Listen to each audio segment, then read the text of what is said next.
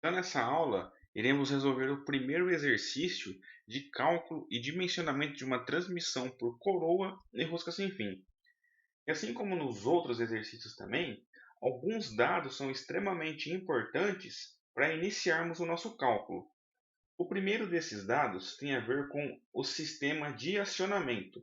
No caso deste exercício, esse parafuso de rosca sem fim vai ser acionado por um motor de 2 cavalos ou 1.500 watts de potência com uma rotação de 1.750 RPM.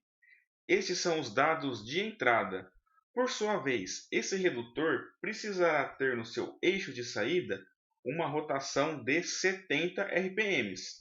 Outros dados importantes também para o dimensionamento diz respeito à vida útil e ao tipo de serviço. Essa transmissão se espera uma vida útil do conjunto de 10.000 horas pelo menos e é um serviço normal, onde o seu fator de serviço vai ser 1.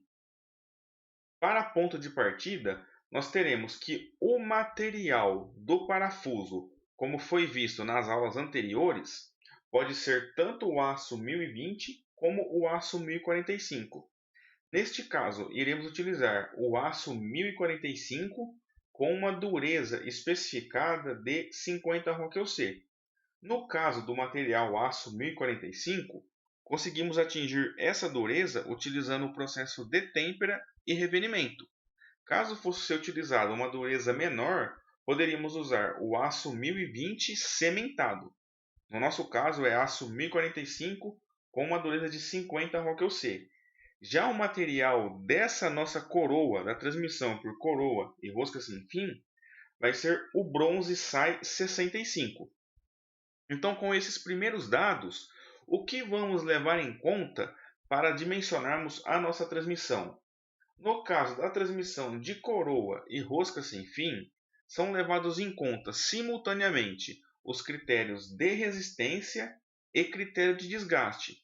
Então, simultaneamente, o nosso cálculo vai levar em conta tanto a vida útil necessária do nosso conjunto, bem como a sua capacidade de carga.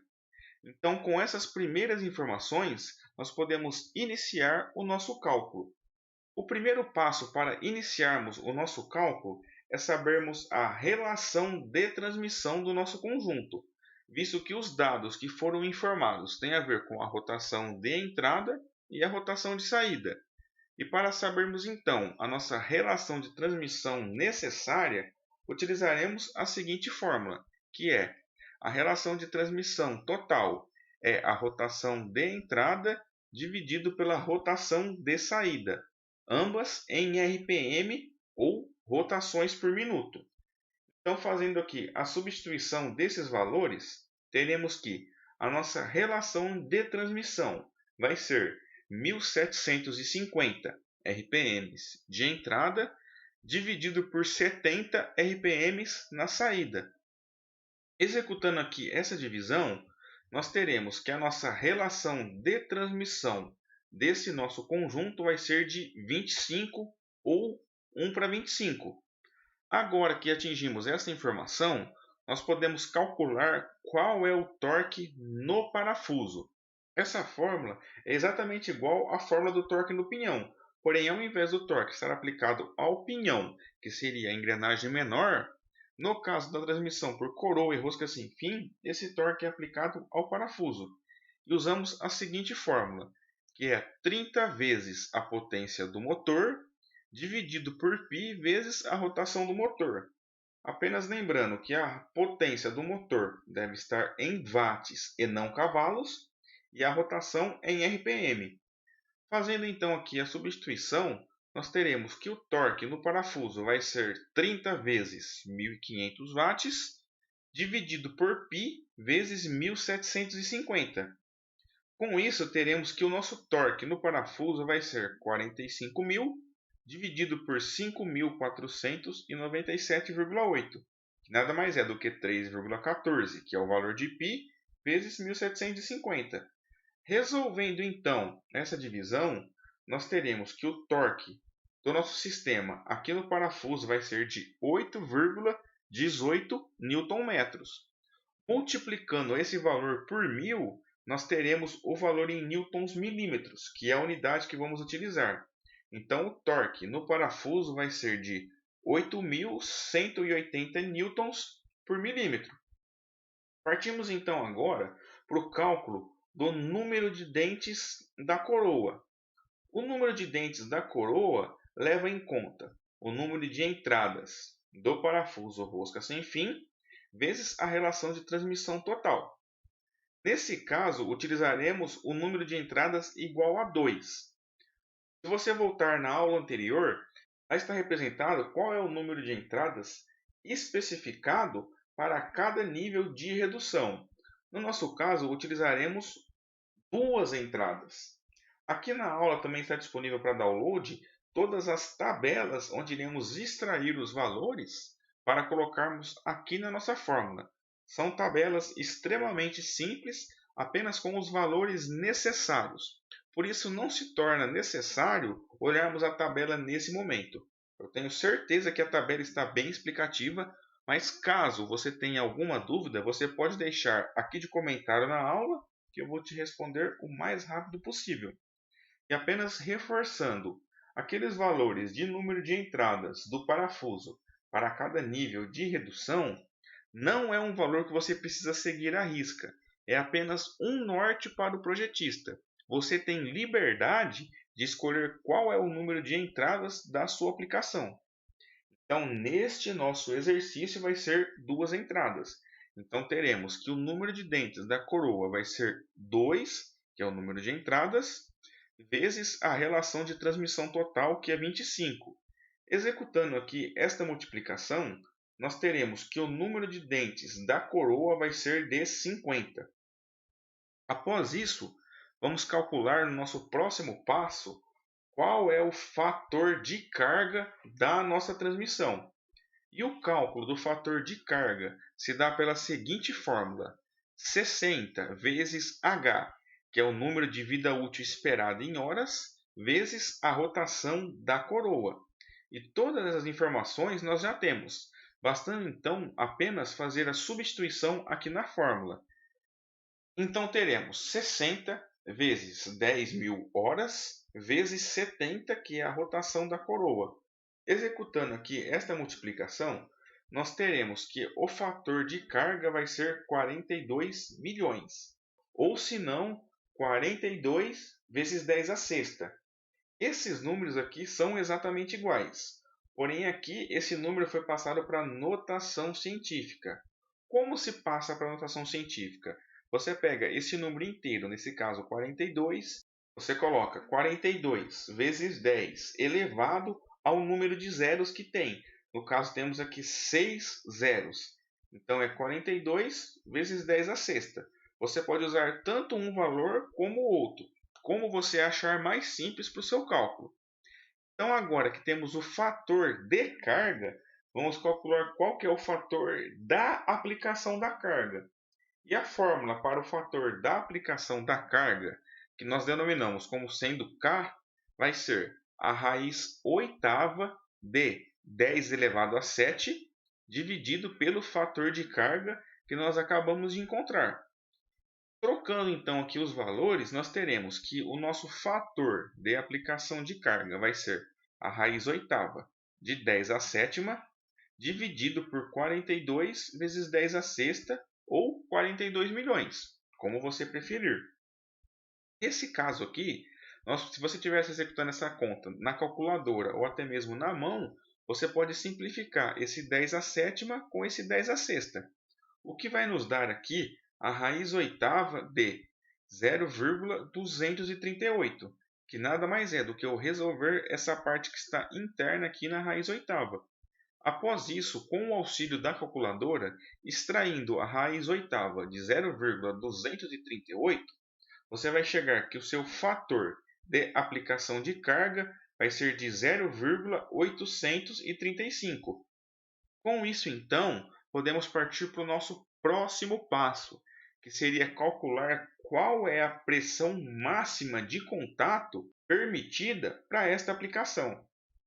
Para isso, nós utilizaremos a seguinte fórmula: o MC, que seria a pressão de contato máxima, é igual a pressão de contato admissível vezes o fator de aplicação de carga. Substituindo aqui então esses valores, nós teremos que a pressão máxima de contato 210 vezes 0,835.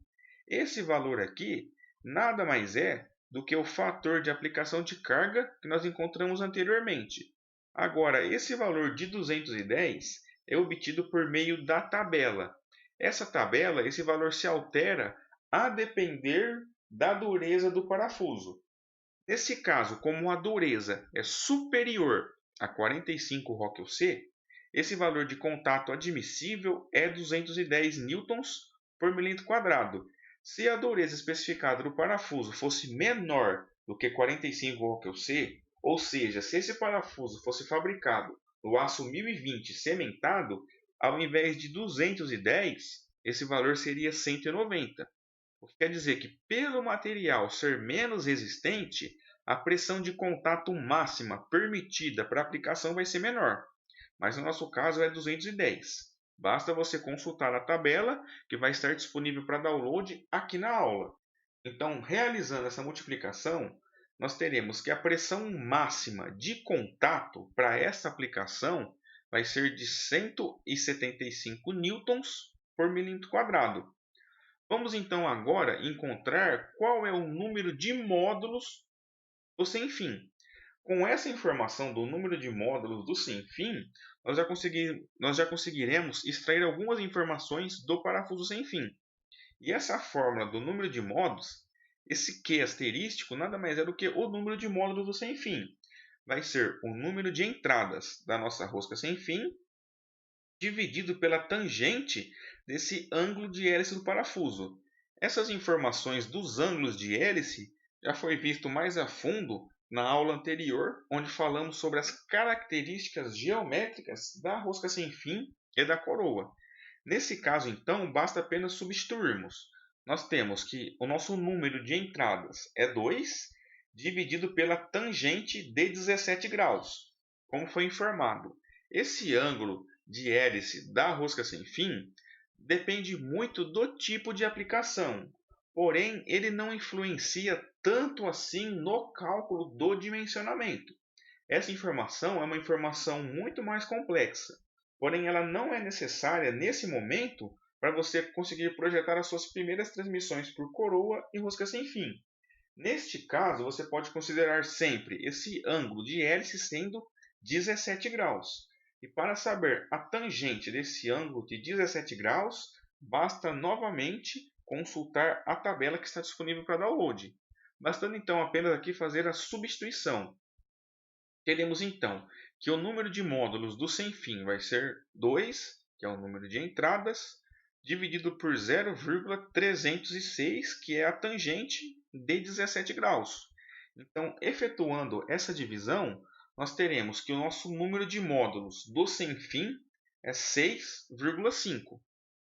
Após isso, vamos calcular qual é o torque na coroa. Afinal, vamos dimensionar os dentes da coroa. Para isso, nós vamos considerar qual é o torque que realmente ela está exercendo. Para calcularmos o torque na coroa, utilizaremos a seguinte fórmula. Nós teremos o torque no parafuso em newtons por milímetro quadrado, multiplicado pela relação de transmissão total, multiplicado pelo rendimento do conjunto. O torque e a rotação, eles são inversamente proporcionais. O que isso quer dizer? Sempre que eu aumentar a minha rotação, o meu torque vai diminuir. Porém, se eu diminuir a minha rotação, o meu torque aumenta. E eles fazem isso na mesma proporção. Então, se eu diminuir pela metade a minha rotação, o meu torque ele vai ser dobrado. Porém, eu tenho que multiplicar isso pelo rendimento, pois nem toda a potência de entrada ela é de fato exercida no eixo de saída, visto que se tem perdas na transmissão. Então, se eu estou diminuindo aqui a minha rotação em 25 vezes, já que a minha redução é de 25, eu estou multiplicando o torque que está aplicado ao parafuso por 25. Afinal, a rotação aqui no eixo de saída é 25 vezes menor. Consequentemente, o torque é 25 vezes maior. Eu multiplico pelo rendimento, pois eu estou perdendo potência. Então, se o meu rendimento é de 75%, como você poderá ver na tabela, eu multiplico tudo por 0,75. Se o meu rendimento fosse de 70%, eu multiplicaria por 0,7 e assim sucessivamente. Então, com essas informações, nós conseguiremos calcular de fato qual é o torque da coroa, bastando para isso, então, efetuarmos essa multiplicação, o que vai nos dar um torque na coroa de 153.375 newtons por milímetro. Então, com todas essas informações que nós já encontramos até aqui no cálculo, nós conseguiremos agora calcular a distância entre centros. E a fórmula para a distância entre centros é essa fórmula aqui. Você pode estar olhando essa fórmula e achando ela muito complexa. De fato, da forma como está colocada aqui, ela é um pouco complexa. Mas assim como se faz em projetos mecânicos, vamos dividir esse problema grande em problemas menores. Sendo assim, nós conseguiremos resolver passo a passo e no final teremos aqui a informação necessária. Nessa fórmula aqui, o que nós vamos fazer a fim de simplificar? Nós vamos pegar essa primeira parte aqui, seria o número de dentes da coroa, dividido pelo número de módulos do sem fim mais 1, e vamos chamar isso aqui de fator A. Já essa outra parte aqui da equação, que vai ser explicada mais a fundo no decorrer do cálculo, vamos chamá-la de fator B. Sendo assim, calculamos uma coisa de cada vez e depois voltamos aqui para essa fórmula, que com certeza vai ficar muito mais simples. Então, o nosso primeiro passo aqui é calcularmos qual é o fator A. E o fator A, como já foi visto, nada mais é do que o número de dentes da coroa dividido pelo número de módulos do parafuso mais 1. Fazendo aqui então essa substituição, nós teremos que o fator A vai ser 50 dividido por 6,5 mais 1. Só lembrando, em uma equação onde você tem multiplicação, divisão, soma e subtração juntas, a multiplicação e a divisão é sempre feita primeiro. Então, nesse caso, faremos 50 dividido por 6,5 e depois iremos somar mais 1, o que vai nos dar 7,7, que é 50 dividido por 6,5, mais 1. Isso vai nos dar que o nosso fator A vai ser 8,7. Agora partimos então para o nosso fator B, que nada mais é do que a seguinte fórmula, onde temos aqui também o número de dentes da coroa dividido pelo número de módulos do parafuso, só que agora, ao invés de mais 1, nós vamos multiplicar pela pressão máxima de contato que nós já encontramos anteriormente.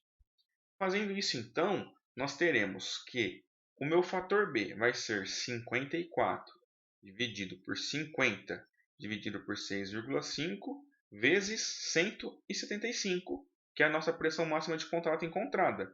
E tudo isso aqui, o resultado que eu encontrar, eu vou elevar ao quadrado. Então vamos fazer por partes. Nós teremos aqui então 54 dividido por 1346, que nada mais é do que essa parte de baixo aqui da divisão resolvida. Com isso, nós teremos aqui que o nosso fator B vai ser 0,0016. Eu efetuando essa divisão aqui e elevando o seu resultado ao quadrado, você vai atingir esse valor do fator B. Agora, então, que calculamos tanto o fator A como o fator B, poderemos voltar aqui para a nossa fórmula. E no lugar dessa parte aqui, nós vamos colocar o valor que encontramos no fator A e nessa parte aqui, o valor que encontramos no fator B. O que nós teremos então? 8,7 vezes 2,17 vezes a raiz cúbica de fator B 0,0016 vezes esses outros valores aqui. Nós vamos ver o que são exatamente agora. Nós teremos aqui então a mesma fórmula. Porém, esse MTC nada mais é do que o torque na coroa, que nós já encontramos. E o KC nada mais é do que o tipo de serviço, ou seja, é o fator de serviço da aplicação. No caso, se for serviço normal, esse valor é 1. Se for um serviço pesado, esse valor é 2. Como foi informado anteriormente, o tipo de serviço é serviço normal. Então, vamos substituir o KC por 1 e no lugar do MTC, vamos colocar o torque na coroa. E o 1,1 aqui é uma constante. Então, substituindo esses valores que faltam, nós teremos então 8,7 vezes 2,17 vezes a raiz cúbica de 0,016 vezes 153.375, que é o torque em newtons milímetro, isso vezes 1 vezes 1,1. Resolvendo então essa parte interna aqui da raiz e multiplicando esses de fora aqui, 8,7 vezes 2,17, teremos 18,9. Já essa parte interna da raiz é 270. Então, eu extraindo a raiz cúbica de 270 e multiplicando por 18,9, a gente vai chegar que a distância entre centros da minha coroa para a rosca sem fim tem que ser de 122 milímetros. Com base nessa informação, nós podemos partir para o módulo, ou seja, vamos calcular qual deve ser o módulo da minha coroa de rosca sem fim, bem como do meu parafuso, para que seja essa a distância entre centros. Por que eu chamo de módulo calculado? Esse módulo calculado pode ser qualquer valor. Assim como fizemos anteriormente nos outros exercícios, nós vimos que existem módulos padrões. Módulo de 2, 2,5, 3. O nosso cálculo pode sair qualquer valor, como eu já disse. Pode sair, por exemplo, 2,18. Por isso que é o módulo calculado. Esse módulo calculado, posteriormente, vai ser convertido no módulo padrão. Mas vamos primeiro fazer o módulo calculado. E para isso utilizaremos a seguinte fórmula. Seria a distância entre centros vezes 2, dividido pelo número de módulos do parafuso que já foi encontrado, somado com o número de dentes da coroa. Isso vai nos dar 122, que é o que acabamos de encontrar, vezes 2, dividido por 6,5, que é o número de módulos do primitivo do parafuso, mais 50, que são 50 dentes na coroa. Isso aqui vai nos dar 244 dividido por 56,5. Efetuando aqui essa divisão, nós teremos que o nosso módulo calculado é 4,3. Porém, 4,3 não é um valor de módulo padrão. O módulo padrão que mais se aproxima de 4,3 é 4,5, como você poderá ver na tabela que também vai estar disponível para download aqui na aula. Essa tabela já foi consultada outras vezes, principalmente nos primeiros 2 módulos de cálculo. Então, bastando consultar essa tabela, você vai ver que o incremento para o módulo de 4 é sempre meio. Então, teremos 4 e 4,5. Então, a partir de agora, 4,5 é o nosso módulo padrão. Para isso, então, agora, com essa informação do módulo padrão, vamos calcular quais serão os diâmetros primitivos, tanto do parafuso como da coroa. Para calcular o diâmetro primitivo do parafuso, nós teremos que o diâmetro primitivo do parafuso é o nosso módulo que acabamos de encontrar, vezes o número de módulos contidos no primitivo, que já calculamos. Substituindo aqui então, nós teremos que o nosso diâmetro primitivo do parafuso vai ser 4,5, que é o módulo, vezes 6,5. Isso vai nos dar um diâmetro primitivo de 29,25. Já para calcularmos o diâmetro primitivo da coroa, faremos o número de módulos vezes o seu número de dentes, que vai nos dar 4,5 vezes 50. Isso nos trará para um diâmetro primitivo da coroa de 225. Só lembrando, aquela distância entre centros que encontramos anteriormente é com base no módulo calculado. Porém, como trocamos agora o valor de módulo para o módulo padrão de 4,5, vamos recalcular a distância entre centros. Essa distância entre centros nada mais é do que o diâmetro primitivo do parafuso mais o diâmetro primitivo da coroa dividido por 2. Bastando então substituir aqui nessa fórmula, nós teremos 29,25 mais 225 dividido por 2. Então, a distância entre centros da nossa aplicação vai ser de 127,1. Então, nós já temos aqui as informações do número de dentes da coroa, número de entradas do parafuso, bem como seus diâmetros primitivos. Agora vamos calcular quais são as outras características dessa nossa transmissão. E uma muito importante tem a ver com o comprimento do parafuso ou o comprimento da rosca sem fim, que são a mesma coisa. Para isso, nós iremos calcular o comprimento mínimo e o comprimento máximo de cada um. Então, o comprimento mínimo do meu parafuso, que vai ser a parte onde realmente vai estar a rosca sem fim, é dado pela seguinte fórmula. O L mínimo, que é o comprimento mínimo, tem que ser 10 vezes o módulo. Nesse caso, como o módulo é 4,5, 10 vezes 4,5 vai dar que o comprimento mínimo do parafuso é 45 milímetros. E tem também o comprimento máximo. Então, o comprimento máximo se dá pela seguinte fórmula. 2 vezes o módulo multiplicado pela raiz do número de dentes mais 1. Isso aqui vai nos dar 2 vezes 4,5 vezes, entre parênteses, 1 mais a raiz de 50. É claro que executamos o que está entre parênteses primeiro. Então, nós teremos 2 vezes 4,5, a raiz de 50 mais 1 é 8,1. Então, 2 vezes 4,5 vezes 1,1 vai nos trazer para um comprimento máximo de 72.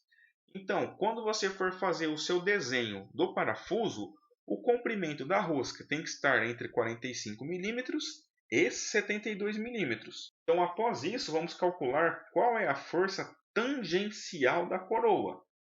A fórmula da força tangencial é 2 vezes o momento torque da coroa dividido pelo diâmetro primitivo da coroa. Então, substituindo aqui, teremos 2 vezes 153.375, que é o torque da coroa que nós encontramos anteriormente. Tudo isso dividido por 225, que é o diâmetro primitivo da coroa que também calculamos. Então, resolvendo parcialmente, fazendo essa multiplicação de cima, teremos 306.750 dividido por 225, o que vai nos dar uma força tangencial de 1.363 newtons. Com base nessa informação, nós conseguiremos calcular qual deve ser a largura necessária da minha coroa para que ela resista aos esforços. Mas antes disso, precisaremos calcular o número de dentes equivalente. Ele se dá pela seguinte fórmula. O número de dentes equivalente é o número de dentes da coroa dividido pelo cosseno do ângulo de hélice do parafuso elevado ao cubo. Fazendo aqui a substituição, nós teremos 50 dividido por 0,953 ao cubo. Esse 0,953 é o cosseno desse ângulo de hélice, que você vai encontrar na tabela que vai estar disponível para download aqui na aula. Então, executando aqui essa conta parcialmente, 0,956 elevado ao cubo é 0,874. Então, para encontrarmos agora o número de dentes equivalente, basta fazermos 50 dividido por 0,874, o que vai nos dar um número de dentes equivalentes de 57. Caso o valor saia quebrado, por exemplo, se der 57,4, você pode arredondar para 57. Agora, se der 57,5 ou 0,6, você pode arredondar para 58. Nesse caso, o arredondamento para o número de dentes deu 57. Lembrando que o número de dentes tem que ser um valor exato. Então, agora, com essas informações, nós vamos calcular a largura mínima da coroa. E a largura mínima da coroa é calculada pela seguinte fórmula. A força tangencial da coroa, que nós já encontramos aqui, vezes o fator de forma, que é visto na tabela, como já foi visto nos outros cálculos, tudo isso dividido pelo módulo normalizado da coroa, vezes o fator de serviço, que foi informado no início do exercício, vezes esse fator de correção da hélice, vezes a tensão admissível do material. Fazendo aqui a substituição, nós teremos 1.363, que é a força tangencial que acabamos de encontrar, vezes 2,73. Esse 2,73 nada mais é do que o fator de forma para 57 dentes, que é o número de dentes equivalente que nós encontramos. Essa tabela do fator de forma também vai estar disponível para download aqui. Tudo isso dividido por 4,5, que é o módulo normalizado, vezes 1, que é o fator de serviço, que foi informado no início do exercício, vezes 1,338. Esse 1,338 é o fator de correção de hélice, que é uma das informações que está na tabela disponível para download, bem como eu já havia adiantado, o 2,753, que é o fator de forma. Ambos os valores você extrai através das tabelas. Então, montada essa conta aqui, basta então começarmos a resolvê-la. Então, executando as multiplicações aqui da parte superior, nós teremos 3.752,3 dividido por 301. Fazendo então essa divisão, nós teremos que a largura mínima da minha coroa, para que ela resista aos esforços, tem que ser de 12,5. Isso porque estamos utilizando o bronze. E a tensão admissível do bronze é 50. Esse 50 também está disponível na tabela. Caso você utilize qualquer outro tipo de material, você precisa estar atento a qual é a sua tensão admissível. No caso do bronze SAI 65, essa tensão admissível é 50. Então, para esse material, a largura mínima da coroa para que ela resista aos esforços é de 12,5 milímetros. Vamos então calcular qual é a largura máxima da coroa, visto que essa largura ela é limitada pelo diâmetro primitivo do parafuso. E é por esse motivo que a fórmula da largura máxima é calculada dessa maneira. Nós teremos aqui 2 vezes o módulo normalizado, que já encontramos, multiplicado pela raiz quadrada do diâmetro primitivo do parafuso, mais 1 dividido pelo módulo normalizado. Então, fazendo aqui as substituições, nós teremos que a largura máxima vai ser 2 vezes 4,5, que é o módulo normalizado, vezes 29,25, que é o diâmetro primitivo do parafuso, mais 1 dividido por 4,5. Resolvendo essa parte interna da raiz, teremos raiz de 6,7 vezes 9, que é 2,4,5. Resolvendo então 9 vezes a raiz de 6,7, teremos que a largura máxima permitida para essa coroa é de 23,3 milímetros. Só relembrando que essa largura é limitada pelo diâmetro do parafuso. Quanto maior for o diâmetro do parafuso, maior vai ser a minha largura máxima. Então nós temos então que a largura máxima é 23,3 e a largura mínima é 12,5. Isso aqui quer dizer que a largura da minha coroa, dessa transmissão, tem que ser um valor intermediário entre esses dois aqui. Agora, o porquê isso é calculado? Nesse caso, a minha largura mínima, para o critério de resistência, é 12,5. A máxima permitida é 23,3. Então, nesse caso, atende a minha aplicação que eu posso deixar ela com 20, por exemplo, que vai estar sobrando resistência. Se no decorrer do cálculo, essa largura mínima desse, por exemplo, 25 e a largura máxima aqui fosse 23, isso quer dizer que o meu parafuso ele está com um diâmetro muito pequeno para a minha aplicação. Nesse caso, então, teríamos que aumentar o diâmetro primitivo do meu parafuso, alterando aquele ângulo de inclinação da hélice, por exemplo, ou se não, utilizar um material mais resistente para a coroa. Isso é bem raro acontecer, porém, se acontecer, é esse o caminho para você resolver o problema. Então, teremos que ter uma largura entre 12,5 e 23,3. Chegando nesse ponto do cálculo, todas as informações necessárias para você fabricar a sua transmissão por coroa e rosca sem fim já foram encontradas, bastando apenas você usar essas informações e preencher a planilha que vai estar disponível para download aqui na aula. A planilha é exatamente igual a essa. Você preenchendo aqui número de dentes da coroa, 50, número de entradas do sem fim, 2, o módulo 4,5 e o ângulo da hélice 17, você tem aqui todos os dados do parafuso da rosca sem fim, todos os dados da coroa, bem como a distância entre centros. Então, nesse ponto do cálculo, você dimensionou completamente a sua transmissão por coroa e rosca sem fim. Caso você tenha ficado com alguma dúvida, você pode deixar aqui na aula sua pergunta, que eu vou te responder o mais rápido possível. Baixe os arquivos que vão estar disponíveis para download, pois eles são essenciais para o cálculo. E vamos então agora para o nosso segundo exercício de cálculo de transmissão de coroa e rosca sem fim.